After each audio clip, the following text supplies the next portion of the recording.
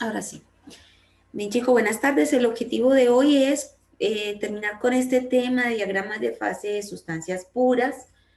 La idea es que podamos hacer también algunos ejercicios al respecto de esta materia, cómo se aborda. ¿Sí? Bien. Eh, la semana pasada, no, perdón, el martes anterior, eh, vimos lo que era el diagrama, o sea, llegamos hasta acá, que es el diagrama de fases del agua.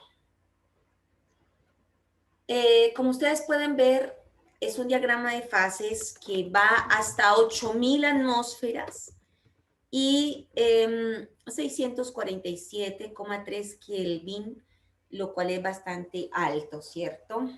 Vemos que nosotros estamos por acá. Cuando nos movemos en nuestra cotidianidad, estamos aquí, en una atmósfera de presión, ¿sí? Entonces conocemos el hielo, tipo 1, que es una forma de cristalización del hielo, el tipo 1, una fase del hielo sólida, en todo este rango de presión que estamos diciendo, por lo menos si nos vamos en una atmósfera, que es nuestra cotidianidad, sabemos que a 0 grados centígrados, ¿cierto? Es decir, 273,15 Kelvin, es allí donde tenemos el punto de fusión, ¿cierto? Acá. Pasamos de sólido a líquido, ¿ya? Recordemos de lo que vimos en la clase anterior, que la pendiente es negativa. ¿Alguien se acuerda por qué la pendiente es negativa en este punto?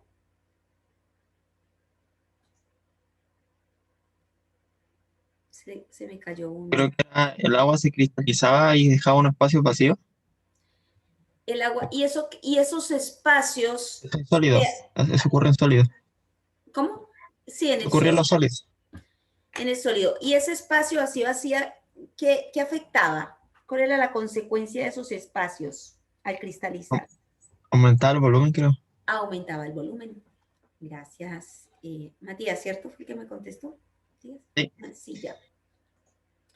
Exactamente. Aumentaba el volumen. Entonces recuerde que esta es una característica propia del agua que la mayoría de las sustancias no tienen, ¿cierto? Esta pendiente negativa, ¿cierto? Porque el volumen del líquido, del agua líquida, es menor que el volumen del agua sólida. ¿Ya? A ver, una aplicación de esto en la vida real, en su cotidianidad. ¿Lo han vivido de esto? Cuando el hielo flota. El hielo flota, bueno, eso es por la densidad. Sí, explicaría más los espacios vacíos, claro. Eh, entonces la densidad es más baja que la del agua, pero de la diferencia de volumen entre el sólido y el líquido.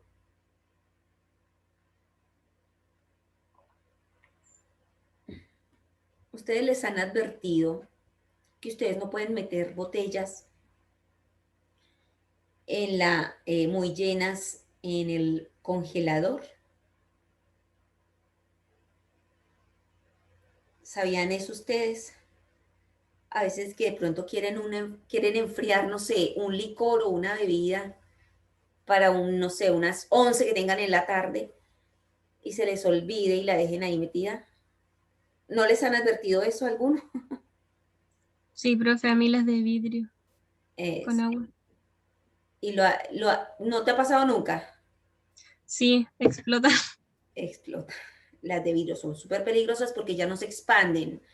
Las de plástico son menos peligrosas porque pueden sufrir una expansión, pero una botella de vidrio no se expande. Entonces, como el agua sólida, el hielo, tiene un mayor volumen, ¿cierto? Que el líquido, entonces se va a expandir y la botella se va a romper. Entonces hay que tener mucho cuidado, sobre todo, por ejemplo, con las cervezas que tienen menor grado alcohólico que un pisco, ¿cierto? Por ejemplo, si tú metes un pisco te va a soportar un poco más que una cerveza.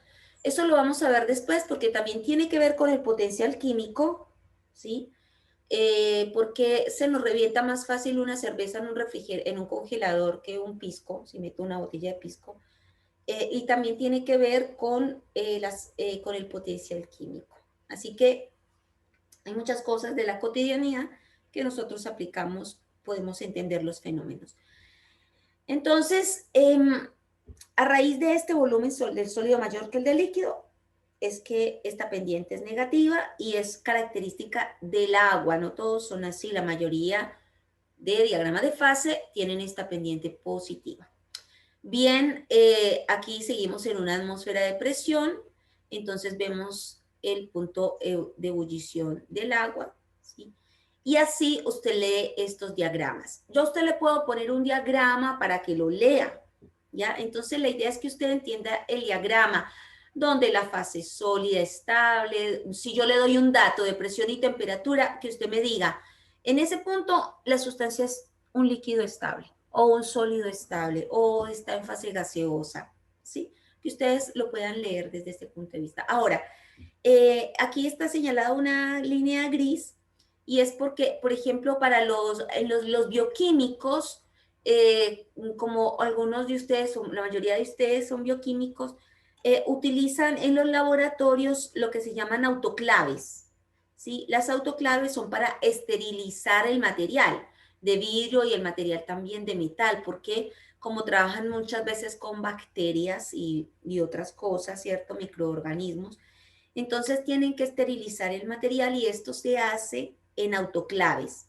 Las autoclaves funcionan a condiciones de trabajo de 121 grados, funcionan con agua, pero a condiciones de trabajo de 121 grados centígrados y 2 atmósferas de presión, ¿sí? Entonces, es una temperatura bastante alta, 121 grados centígrados son 393 por aquí, ¿no?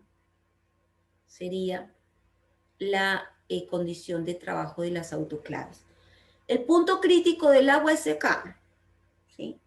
Recuerden que a partir de acá, el gas solamente está en fase gaseosa. Es una pregunta de las pruebas, de prueba, de un gráfico que tenían que analizar de las isotermas críticas, que desafortunadamente muchos fallaron. Espero que si se les vuelve a presentar la oportunidad, porque como vamos a tener oportunidad de pronto hacer una actividad recuperativa, podamos entender de nuevo y saber lo de las isotermas. Eso es importante. Por encima de la isoterma crítica no hay agua líquida. Por encima de la temperatura crítica no hay agua líquida. Hay agua en fluido supercrítico, que es un gas muy denso, ¿cierto? Pero igual fase gas. ¿Preguntas, dudas con respecto a este diagrama de fases?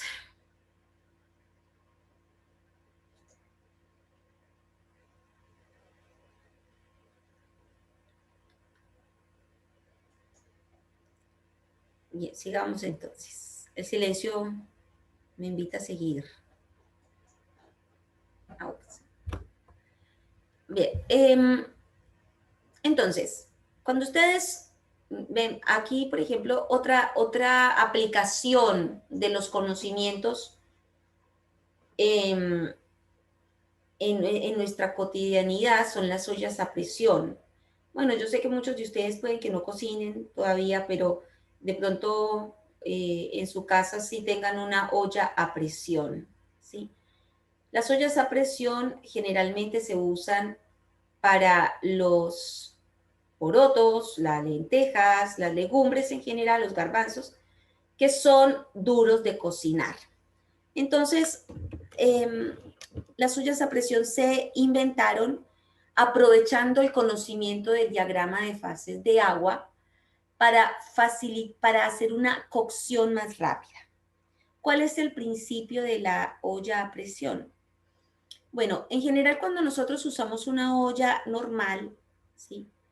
Llegamos al punto de ebullición, digamos 373 Kelvin por acá, ¿sí? 100 grados centígrados. Y una atmósfera de presión, digamos que estamos por acá en una atmósfera y 373 grados centígrados. Ahora, resulta que si nosotros en una olla a presión, la olla a presión no permite o aumenta, no permite que se escape el vapor. Entonces la presión interior en la olla es mucho mayor. ¿Ya? Entonces nos vamos, caminamos entre 1 y 2 en una olla a presión. ¿Qué es lo que sucede? Fíjense, a la presión, en el delta de presión en que se maneja una olla, no hay ebullición. Ojo, eso es importante. Esto, miren que no, esta línea, que es la línea de la ebullición, porque durante todos estos puntos de esta línea, el agua ebulle, ¿sí? Porque está pasando de líquido a gas. Entonces, esta es la línea de ebullición. Entonces, durante las presiones y las temperaturas que se manejan en la olla a presión, el agua no hierve. Uno piensa que el agua está hirviendo, ya. No, no hierve. ¿Qué está pasando con el agua? Está a una presión superior, pero como está a una presión superior, impide la ebullición del agua. Entonces, ¿qué obtenemos? Agua sobrecalentada, ¿sí? Entonces, los alimentos, por eso uno en general, o sea, todas las legumbres se tienen que remojar antes de poner a cocinar para que absorban agua. Entonces, ellas tienen agua adentro, ¿sí? Las legumbres cuando tú ya las pones a cocinar, esta no es una receta de cocina, pero para que entiendan, cuando las legumbres están, uno las pone a remojar, ellas absorben agua. Entonces, cuando tú las pones, uno las pone a remojar, se absorben agua y después cuando las pones a cocinar, esa agua que absorbieron se sobrecalienta, ¿sí? Y por eso se cocina más rápido, porque está a una temperatura superior a la cual uno puede alcanzar en una olla abierta, porque finalmente en una olla abierta el agua hierve y se mantiene a 100 grados centígrados hasta que se acabe el vapor, ¿sí? Si usted deja la olla, si es una olla normal. Entonces, en cambio acá, el aumento de presión genera que el agua esté en todo momento líquido, genera un agua sobrecalentada y por eso los alimentos se cocinan más rápido. Ese es el principio del agua de la olla a presión. Cuidados que deben tener si ustedes en algún momento piensan usar una olla a presión, ¿sí? O ven que alguien la está usando. Mucho cuidado porque las instrucciones que vienen en esas ollas es que uno no debe abrir la olla una vez apague el fuego, sino que debe esperar a que disminuya la temperatura, ¿sí? A que baje la temperatura. ¿Por qué? Porque si usted está acá y abre la olla, va a ocasionar un descenso brusco en la presión. Si pasa eso, un descenso brusco en la presión, se viene aquí. Y ese descenso brusco en la presión hace que el agua ebulla con violencia, ¿sí? Porque es brusco el descenso, el agua ebulle con violencia y salta. Por lo cual la persona que abra la olla se va a quemar. Se va a quemar por causa del descenso rápido en la presión y una ebullición brusca, ¿sí? Entonces, ¿qué hace uno? Deja enfriar, enfría. Y cuando ya esté frío, abre, ¿ya? Y hay ebullición. Incluso cuando uno abre la olla, ebulle, ¿sí? Porque no estaba en ebullición, pero cuando uno abre, el potencial químico, o sea, la presión, el potencial químico se iguala, ¿cierto? De líquido con el gas y ebulle en ese mismo momento en que uno la abre. O sea, siempre que tú abras una olla de estas, vas a observar ebullición. Entre más esperes que baje la temperatura, la ebullición va a ser menor. Ya, va a ser más suave. Preguntas y dudas con respecto a esto. Bueno, por aquí trae el dibujito de la olla a presión, ¿cierto? Para los que no la conocen. Y normalmente la temperatura de ebullición del agua a 2 atmósferas es de 120 grados centígrados. ¿Sí? Por eso la cocción es mucho más rápida. Eso es una de las aplicaciones que nosotros podemos observar, que son de nuestra cotidianidad y son de estos diagramas de fase. ¿Ya? El diagrama de fases del helio es bastante especial, este diagrama, porque como dice aquí, presenta un diagrama de fases insólito, ¿ya? Lo primero que observamos acá, si ustedes se fijan, acá dice líquido, gas, líquido y sólido por acá arriba, ¿sí? Y aquí tenemos una atmósfera de presión aproximadamente.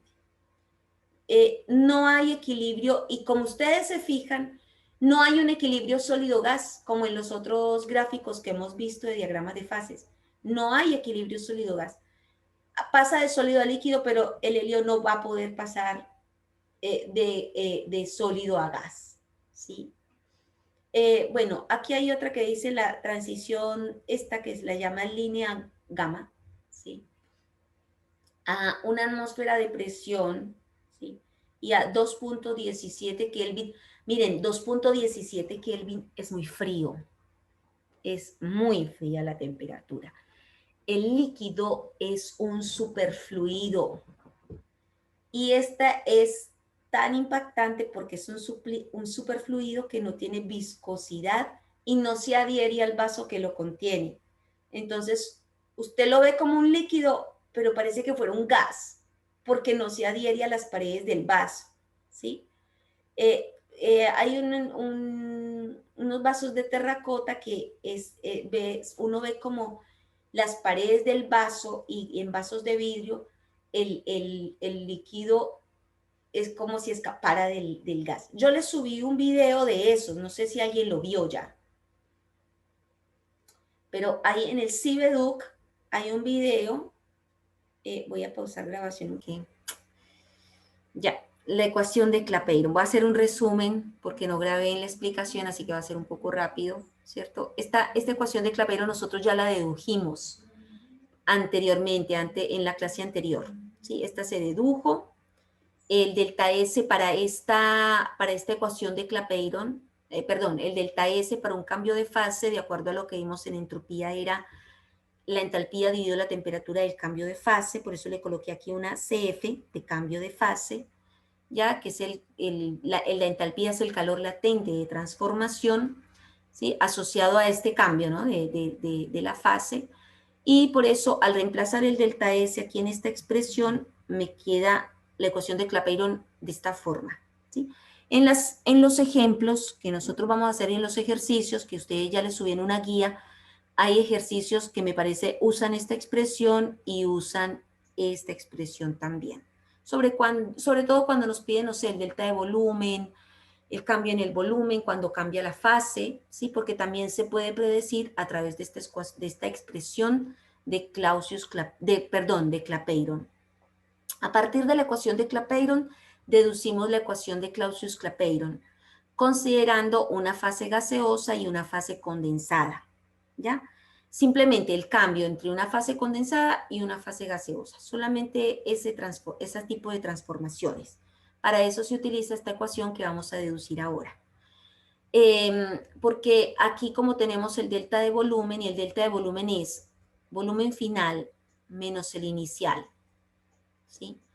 Siempre vamos a ver esto en el sentido de sólido a gas, sólido vapor o líquido vapor. Lo vamos a ver en esta dirección, ¿sí? Líquido vapor. Como lo vemos en esta dirección, el final siempre va a ser el vapor, el gas, ¿ya? Como el volumen del gas siempre es más importante que el del sólido y el del líquido, porque los sólidos o líquidos no se dilatan prácticamente, entonces podemos asumir que el volumen acá es el volumen de el gas, o sea, aproximar este delta al volumen del gas, y si asumimos comportamiento ideal, podemos escribir que el volumen es RT dividido presión, y reemplazamos en esta expresión para que nos dé finalmente así. Reordenamos, ¿sí? En presiones a un lado, temperaturas al otro, e integramos, ¿ya? Sabemos que la integral de esto es logaritmo natural de P, y sabemos que la integral de este término, aquí ya la expliqué, está explicada en esto rojito que está aquí, ¿sí? La integral de este término me da esto, considerando delta H y R constante, ¿no? Salen de la integral, me quedaría así. Así que una expresión sin evaluarlos en los límites me quedaría logaritmo natural de P menos delta H dividido R por 1 dividido T. Si lo evaluamos en los límites me quedaría así, logaritmo natural de P2 dividido P1 igual a menos delta H dividido R, 1T2 menos 1T1. Aquí es evaluado en los límites. ¿Para qué me sirve esta primera? ¿Ya? Esta primera expresión, así sin evaluar en los límites, me sirve cuando yo tengo un conjunto de datos de presión versus temperatura, ¿sí? Porque experimentalmente yo tengo datos de presión versus temperatura. ¿Qué me dice o qué me enseña la ecuación de Clausius-Clapeyron? Que cuando yo grafico el logaritmo de esa presión experimental versus el inverso de cada una de las temperaturas correspondientes a esas presiones, voy a obtener una línea recta de pendiente negativa, ¿ya? La pendiente de esta línea recta es una pendiente negativa. Donde la pendiente, que vamos a llamar M, ¿sí? En general en matemáticas las pendientes se denotan con la letra M. Esta pendiente, si ustedes se fijan, esto es de la forma de la ecuación de la línea recta. ¿Ustedes se acuerdan de la ecuación de la línea recta? ¿Cuál es?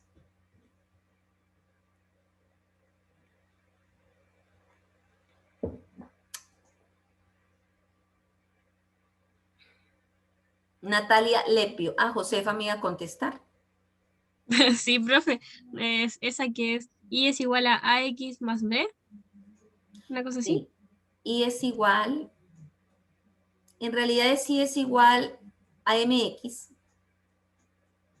más B. Esta es la forma más conocida, ¿sí?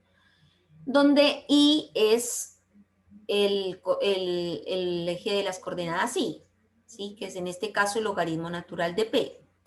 X es el X, que en este caso es 1 partido T, ¿sí? Entonces, este sería I, el X es 1 partido T, y la pendiente, o sea M, ¿sí? Que tú lo puedes llamar A, ¿cierto? También, es menos delta H partido R, ¿ya? Esa es la pendiente. Y C es el intercepto, ¿ya? C es el intercepto. ¿El intercepto con qué? ¿Se acuerdan de eso?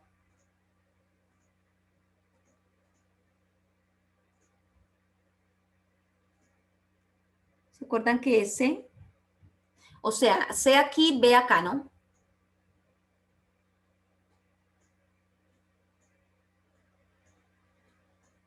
¿No se acuerdan? C es el intercepto. Si usted tira esto aquí, continúa, esto interceptaría por acá.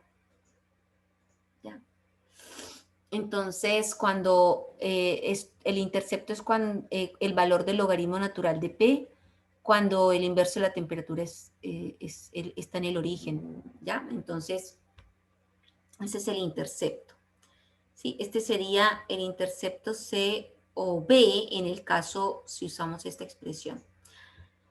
Bien, entonces, fíjense que si la pendiente es menos delta H partido R, ustedes pueden, a partir de la ecuación de Clausius-Clapeyron, de este gráfico, ustedes podrían obtener el delta H de ese cambio de fase, sea de vaporización o sea un cambio de fase de sublimación, ¿ya? Entonces, ustedes podrían tener eso, ese delta H, porque despejarían aquí menos M por R, ¿ya? Como este por es un por, no es una X, ¿no? Para que lo entiendan. Bien, ustedes saben, al final vamos a hacer un ejercicio para aplicar esto, ¿sí? Bien, entonces, en el equilibrio sólido-líquido, ya les dije que este era sólido-gas, líquido-gas. ¿Qué pasa con el sólido-líquido? No pasa nada, no podemos aplicar esa ecuación que acabamos de ver, ¿ya? Pero sí la de Clapeyron, ¿ya? La de Clausius-Clapeyron no, porque esa asume que el delta de volumen es el volumen del gas. Pero la ecuación de Clapeyron sí, porque la ecuación de Clapeyron es esta, ¿sí? Tiene el delta, considera el delta de volumen. Entonces trabajamos con esta cuando tenemos un equilibrio sólido-líquido, es decir, cuando estamos hablando de la fusión, ¿ya? Ahí podemos organizarlos, temperaturas con temperaturas y presiones por el otro lado, ¿ya? Entonces, integramos, ¿sí? Y la integral nos daría esto, ¿sí? Esto me daría un delta de presión y esto me daría logaritmo natural de T2T1, considerando que el delta de H y el delta de volumen es constante. Y la temperatura, a ver, a veces estas pendientes de sólido líquido a veces son muy pendientes, como dicen acá, ¿sí? Tienen una elevada pendiente. Si ustedes se fijan, a ver, en los gráficos, por ejemplo, acá estamos hablando de esta pendiente. Fíjense que prácticamente es una línea recta, ¿ya?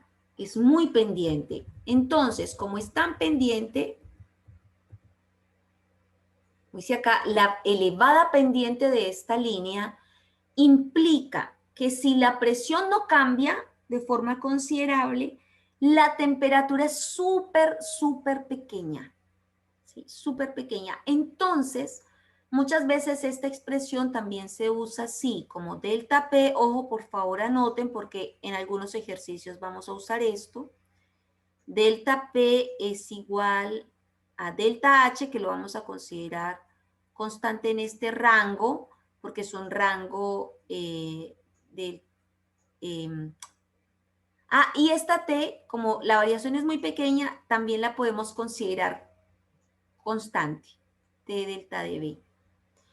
Y solamente integrar este delta de temperatura, que es en lo que general me van a preguntar. Me van a preguntar por el cambio de temperatura acá, el cambio de la presión, ¿sí? Pero este T se refiere a la temperatura de fusión, básicamente, porque estamos hablando en el sólido líquido, y esta temperatura por la elevada pendiente casi no cambia. Entonces, muchas veces usamos esta expresión aproximando, así voy a borrar acá, porque la integral de dt es delta dt. Y así hay un ejercicio que vamos a resolver de esa forma también, ¿ya? Entonces usted lo puede hacer de esta forma, ¿cierto? Y también lo puede hacer así. Le da muy similar el resultado. Bien, entonces esta sería la ecuación integrada completamente, sin sacar la t de acá como lo hicimos en este caso. Para cambios de sólido a líquido, es decir, para procesos de fusión. Preguntas y dudas, porque ya terminamos el tema. Ahora nos vamos a dedicar a hacer ejercicios, ¿ya? Vamos a ver la hora porque creo que nos toca el descanso en estos momentos. Fin de la presentación. Claro, son las 15:06. Vamos entonces a detener la grabación. Ahora sí. Esta es la pregunta que me acaban de hacer. Estas dos. ¿A estas te refieres? Sí. Sí, a la azul y la que usted escribió. Ya. A ver, en realidad, uno lo puede hacer cuando la pendiente de la línea es muy elevada, ¿ya? Y la variación de la temperatura es muy pequeña cuando cambia la presión de forma, o sea, estamos en un rango de presión donde la temperatura, la variación de la temperatura es muy pequeña. Ahí uno se puede usar esta primera expresión así como, ay, perdón, esta primera expresión así. Ahora, en realidad como la mayoría son muy elevadas esas pendientes, muchas veces usamos esta. Y si usted hace esta, verá que le da muy parecido los resultados.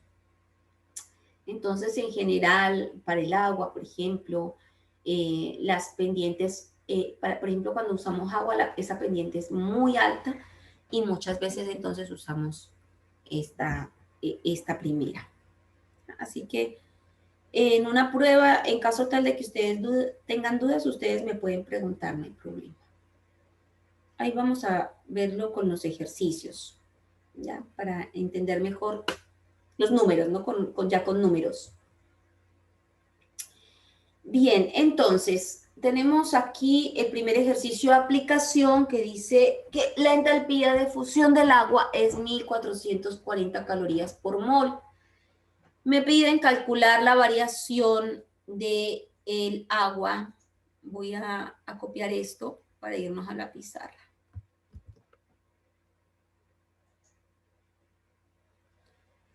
Calcule la variación del volumen. Fíjense aquí acá me piden la variación del volumen. Entonces, tenemos que identificar varias cosas. Primero, que me están dando un delta H de fusión.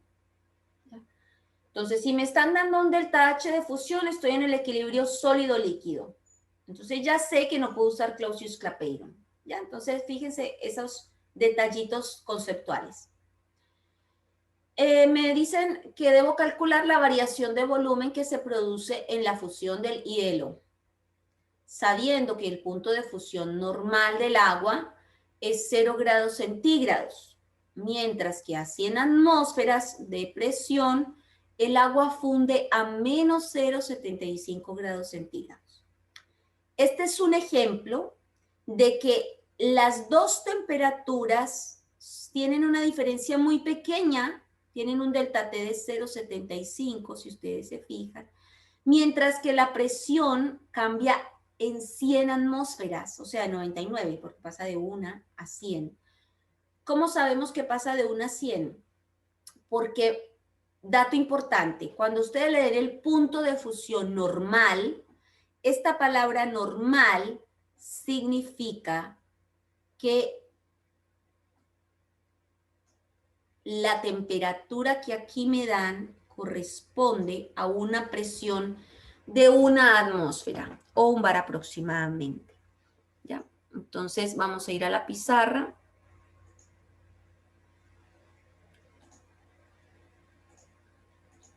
Para resolverlo, porque la pizarra es mucho más estable escribir acá con el mouse. En el PowerPoint no. Bien. Tenemos esto entonces. Entonces, ¿cuál es la expresión? Como es delta de volumen, nos vamos primero a evocar a Clapeyron, ¿cierto? Donde me dicen esto, ¿no? De P dividido de T igual a delta H dividido T delta de B. Entonces la incógnita, como me dicen, calcule el volumen, la incógnita es esta. ¿Sí? Me dicen calcule la variación del volumen que se produce. Entonces este es de fusión, este delta H es de fusión, porque es el delta H del cambio de fase correspondiente, que es la fusión. Y esta temperatura de aquí, ojo, es la temperatura de fusión a una atmósfera de presión, ¿sí? Entonces, si a mí me dan una temperatura y me dicen que es la temperatura normal, entonces ese normal yo lo asocio con una presión de un bar o una atmósfera de presión aproximadamente. Atmósfera, ¿ya? Bien, entonces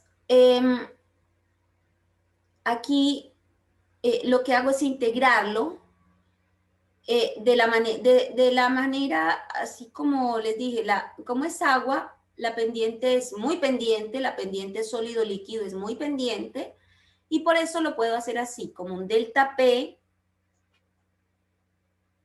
¿sí? Igual, ¿sí? Porque yo integro, ¿sí? Este dt lo puedo llevar para el otro lado, y me quedaría la integral de delta P. El delta H me lo dan como un valor, fíjense que aquí me lo dan,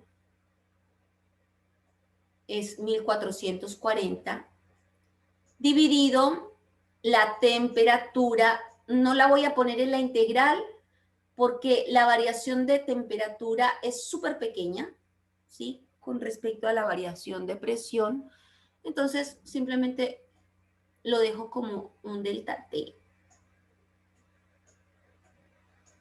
¿Ya? Y el delta de volumen que se me hizo por aquí. ¿Sí? Porque este dt pasó para acá. El paso intermedio de esto es cuando yo lo organizo así. dp es igual a delta H dividido T delta dB dt. ¿Ya? Y aquí es cuando integro. Ya puedo hacerlo así, de esa forma. Bien, me queda la expresión operacional o la fórmula operacional de esta forma. Como es agua, la pendiente es alta, puedo usar eso. Y despejo el delta de volumen, que es el que me piden.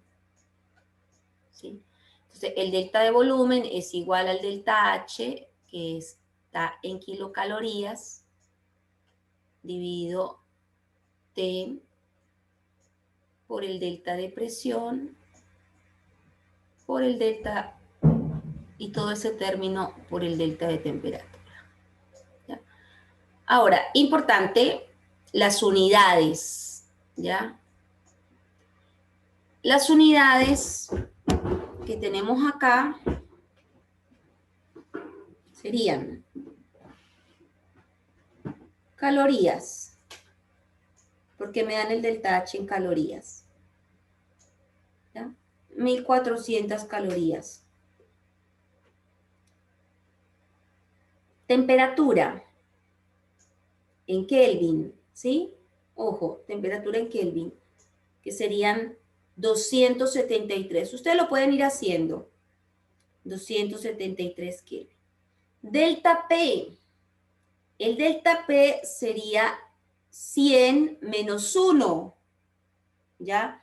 ¿Por qué 100 menos 1? Porque me dice que a 100 atmósferas el agua funde a menos 0,75. Entonces sería 100 menos 1 atmósferas. ¿No?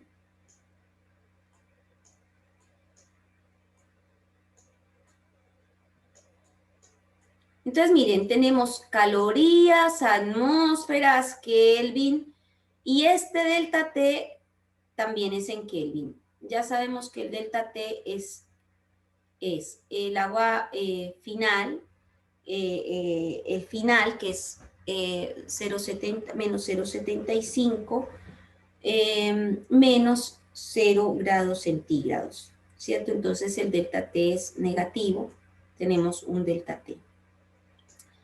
Perdón, le voy a colocar las unidades nomás. Kelvin. Aquí se me fue a colocar el número, ¿no? Entonces, miren, esto sería Kelvin y Kelvin. Necesitamos, nadie me da un litro, necesitamos litros. Entonces no podemos hacer esto así solamente. ¿Qué tendríamos que hacer? ¿A alguien se le ocurre? Eso no nos va a dar el resultado. Necesitamos litro. Ojo que a veces no piensan en esto ustedes en las pruebas, ¿no? No le toman el peso a las unidades. Como necesitamos litros, transformamos esto en litros. Recuerden que una de las artificios que nosotros podemos hacer es dividir y multiplicar por R. ¿Sí? Entonces, la R la necesito en atmósferas por litros. Así que simplemente coloco la R en la unidad que necesito aquí arriba. Atmósfera por litro, mol por Kelvin.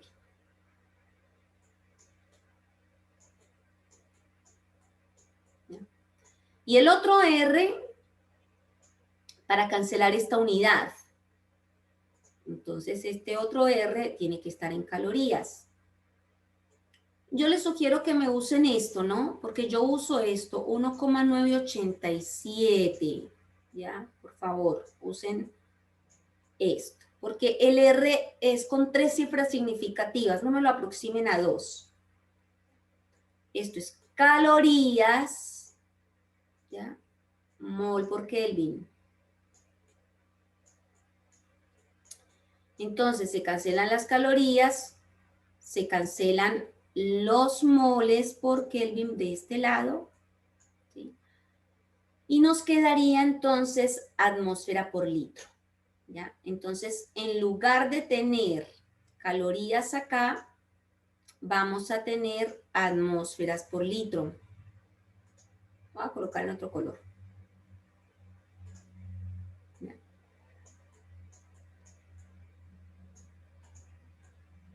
¿Ya? Esta atmósfera se cancela con esta, y ahí sí tengo las unidades que corresponden. ¿Ya? Y ahí ustedes les va a dar el delta de volumen en litros. ¿Preguntas, dudas al respecto del ejercicio?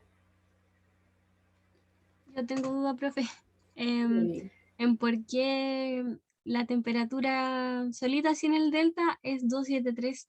Me perdí. ¿Cómo? ¿Por qué la temperatura sola sin el delta? ¿Cómo? No, que usted dijo que el valor de la temperatura era 273 Kelvin. Pero no la del delta, la otra.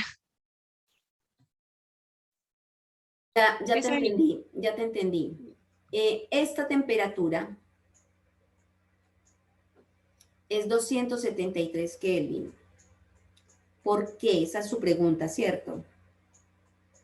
Porque sí. resulta que ¿de dónde viene esta fórmula? Por eso se las deduje. ¿De dónde viene esta fórmula? Esta fórmula viene de que el delta S del cambio de fusión, perdón, del cambio de fase es igual al delta H del cambio de fase por la temperatura respectiva a ese cambio de fase. Entonces viene por la definición. ¿De dónde viene la expresión? Entonces, esta temperatura es la temperatura a la cual este delta H está tabulado. Y esto está tabulado a una atmósfera de presión. Entonces, esta temperatura es la temperatura normal de fusión en este caso. ¿Ya? Esta T sería la temperatura normal de fusión. Y por eso es Ya, 273 y no esta, ¿sí? Que sería ya, profe, entiendo. 272.25, algo así, ¿cierto? No es esa, no es 272,25, sino que es 273. Es por eso. ¿Ya? Bien. Sigamos entonces.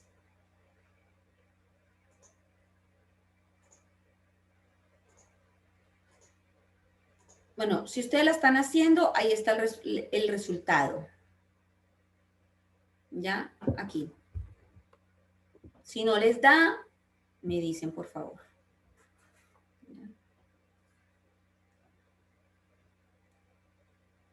Bien, el otro ejercicio es este. Ah, bueno, entonces aquí es importante que ustedes se ubiquen en el gráfico.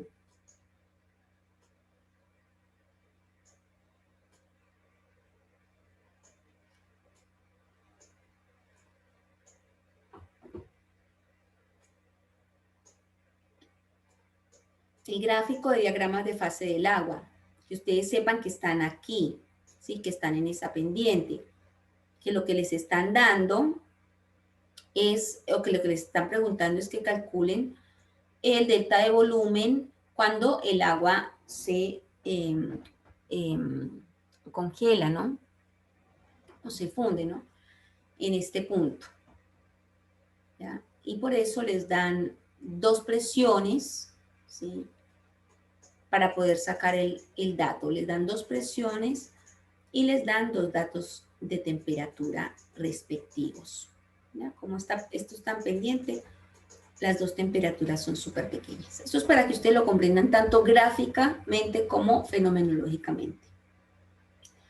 Ahora, la presión, en este ejercicio me dan la presión de vapor del sodio. ¿Ya? Ustedes saben que el sodio en general nosotros lo conocemos como sólido. La presión de vapor del sodio es de 700 grados, perdón, calcular la presión de vapor del sodio. A ver, ¿dónde está la respuesta? Ahí. Presión de vapor del sodio. Eso me están preguntando, que corresponde a 700 grados centígrados. ¿Sí? Ya, transfórmelo en Kelvin. Y esta es la pregunta. Si su punto de ebullición normal, es decir, si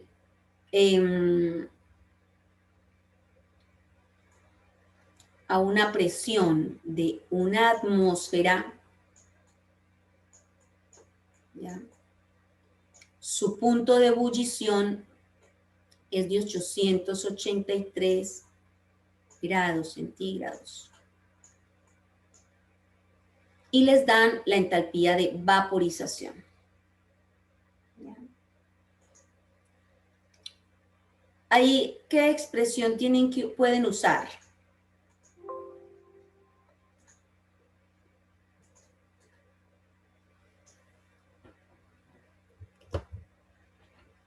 ¿Qué expresión usan ahí? Voy a compartir pizarra, ¿no?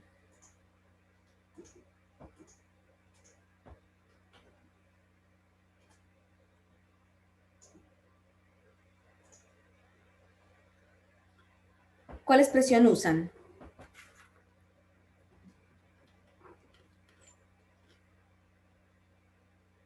Aló, aló.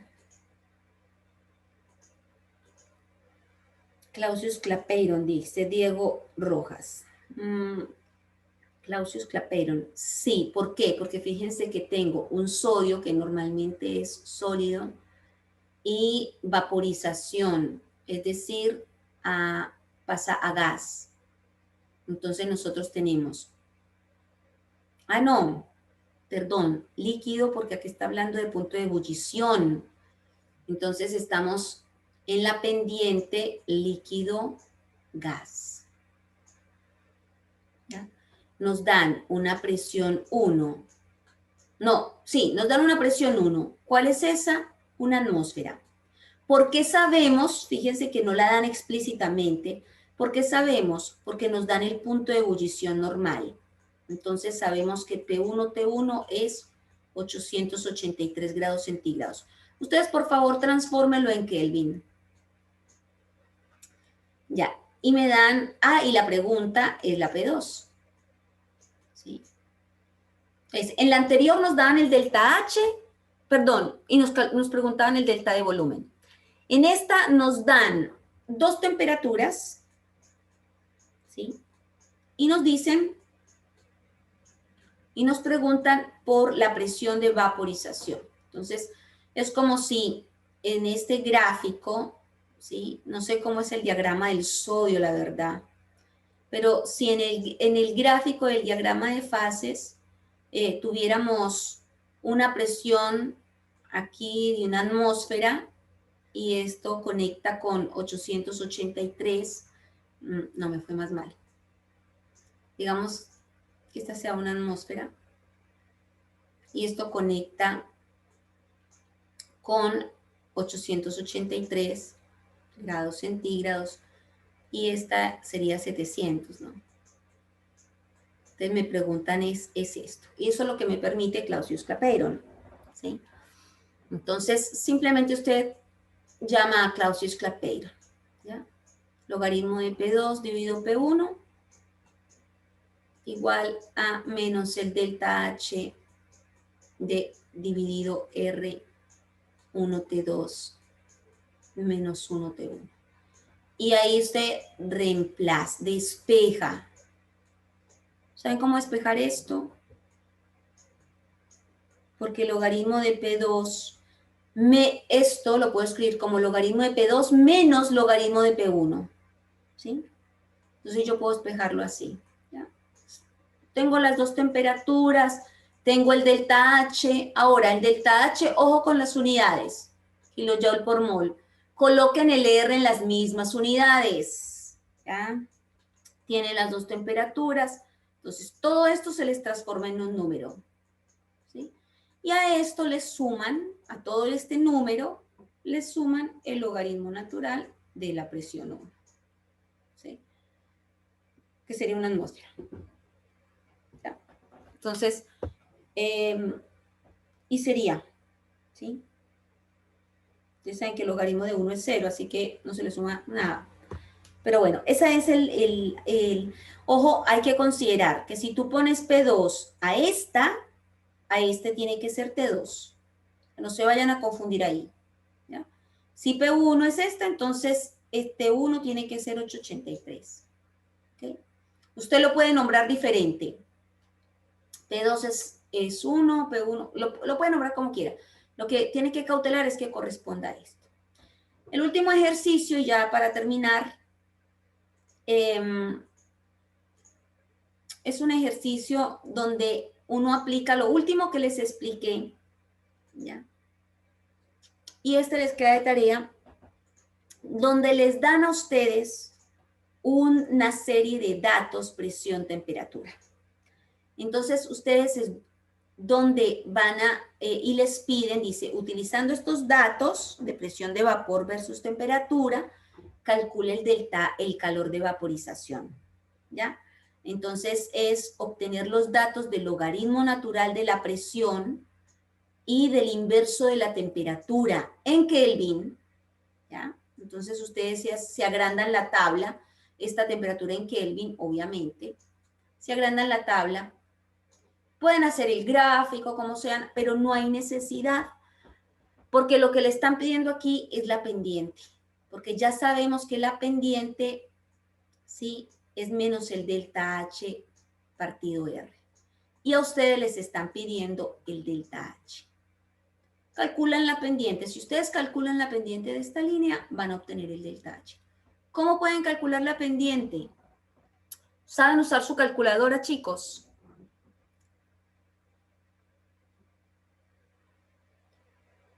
Ustedes pueden meter los datos de la calculadora X, siempre se los piden los datos X y, ¿ya? En una regresión lineal.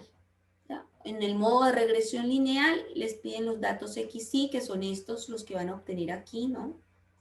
Estos son los datos X y estos son los datos Y.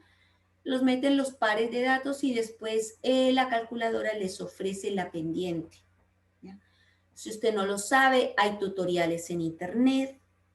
¿Sí? Hay tutoriales en internet y eso. No tendríamos, si ustedes de pronto tienen algún problema, me preguntan, pero básicamente hay tutoriales en internet que les permiten, dependiendo del modelo de su calculadora. ¿Bien? Chicos, preguntas, dudas. Voy a detener la grabación.